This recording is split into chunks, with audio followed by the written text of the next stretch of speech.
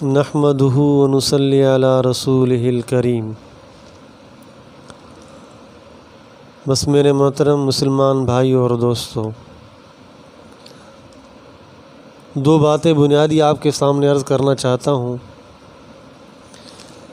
ایک تو یہ کہ آدمی کو یہ کوشش کرنی چاہیے ہر وقت کہ مجھے اللہ کا قرب اور اللہ کی ولایت اور دوستی حاصل ہو جائے، اور وہ ان اعمال کے پیچھے بھی دوڑنا چاہیے جن کے ذریعے سے اللہ کی دوستی اور ولایت حاصل ہو۔ دوسری، دنیا میں وہ لوگ جو ولایت کے درجے پہ اللہ کے ولی اور دوست بن چکے ہیں یا اس راہ پر گامزن ہیں، تو ایسے اللہ والوں کی دشمنی سے بچنا۔ اب اگر ہم کسی کی صحبت میں نہیں آ سکتے، کسی کے مرید نہیں ہو سکتے، کسی سے تعلق نہیں رکھ سکتے، اور ظاہر کے اعتبار سے اس بندے کا حال اولیاء والا ہے، اعمال والا ہے، سنت والا ہے، تو ایسوں سے دشمنی مت کیجیے، کہ دشمنی سے بچنا ہے۔ خود اللہ کا ولی بننے کی کوشش کرنا، اور اس کا پہلا قدم یہ ہے کہ ولیوں، اللہ کے دوستوں سے دشمنی نہیں کرنی، ورنہ پھر کوئی نہیں بچا سکے گا۔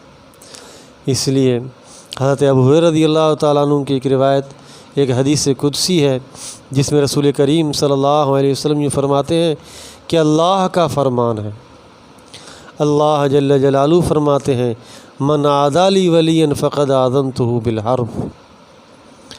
جو میرے کسی دوست سے، جو کسی میرے دوست سے عداوت کرے، اللہ فرماتے ہیں میرا اس کے خلاف اعلان جنگ ہے۔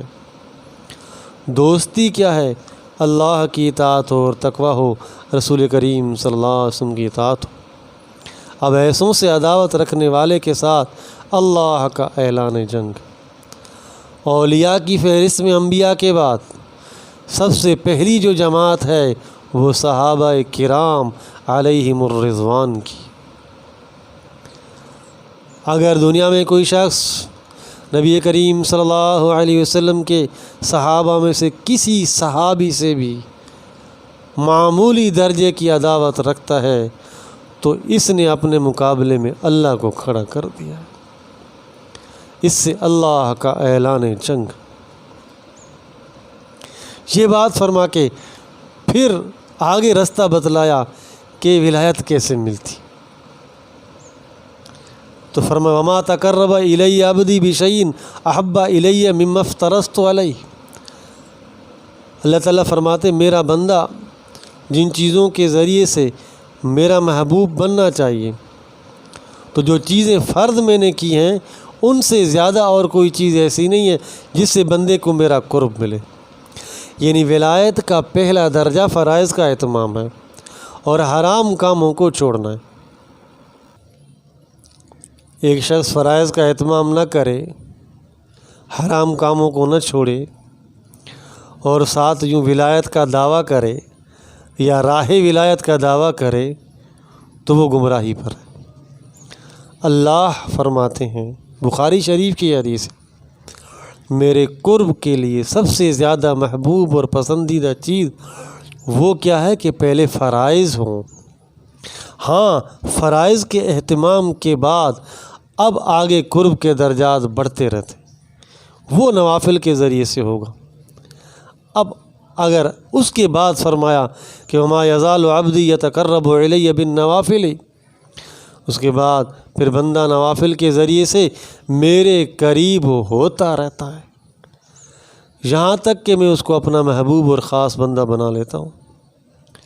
پھر جب اس کو اپنا محبوب بنا لیتا ہوں تو فرمایا میں اس کا وہ کان بن جاتا ہوں جس سے وہ سنے، اس کی آنکھ بن جاتا ہوں جس سے دیکھے، اور اس کا ہاتھ بن جاتا ہوں جس سے پکڑے، اس کا پاؤں بن جاتا ہوں جس سے وہ چلے۔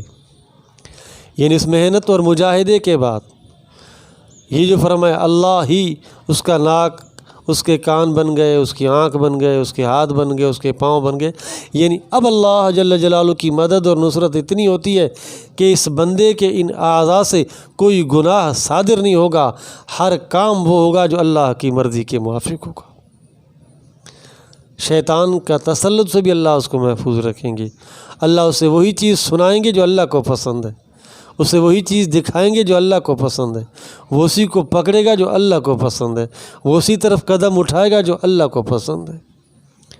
پھر فرمایا یہی بندہ جو نوافل کے ذریعے سے میرے قریب ہو گیا ہے، اب اگر مجھ سے سوال کرتا ہے اعطیتہ، میں اس کو عطا کروں گا، اور کسی چیز سے پناہ مانگتا ہے تو میں ضرور اس کو پناہ دوں گا۔ تو اس لیے میرے محترم بھائیو دوستو بزرگو، اصل اعلیٰ درجہ یہ ہے کہ خود کوشش اور محنت کی جائے کہ اللہ کی خاص قرب اور دوستی اور ولایت کو حاصل کیا جائے، لیکن اس کوشش کا ادنا درجہ یہ ہے کہ جو بظاہر اللہ کا ولی نظر آتا ہے، اسوہ حسنہ اور سنت والی زندگی گزار رہا ہے، تو ایسوں سے عداوت نہیں کرنی، ورنہ اولیاء سے عداوت کرنے والے کے ساتھ اللہ کا اعلان جنگ ہے۔ پھر اس میں بھی جو شروع میں عرض کیا تھا، نبی کریم صلی اللہ علیہ وسلم کے صحابہ میں سے کسی سے بغض، کسی سے عداوت نہیں رکھ لی، جس نے یہ اپنے دل میں رکھ لی ہے وہ اللہ کی عداوت میں آ گیا۔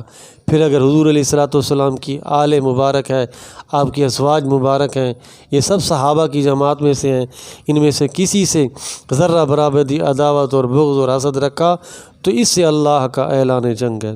جس سے اللہ نے اعلان جنگ کر دیا، اب میں کیا اس کو لعن طعن کروں، میں کیا اس کی بربادی کا اعلان کروں، وہ اپنی بربادی اور تباہی کا خود اعلان کر چکا ہے۔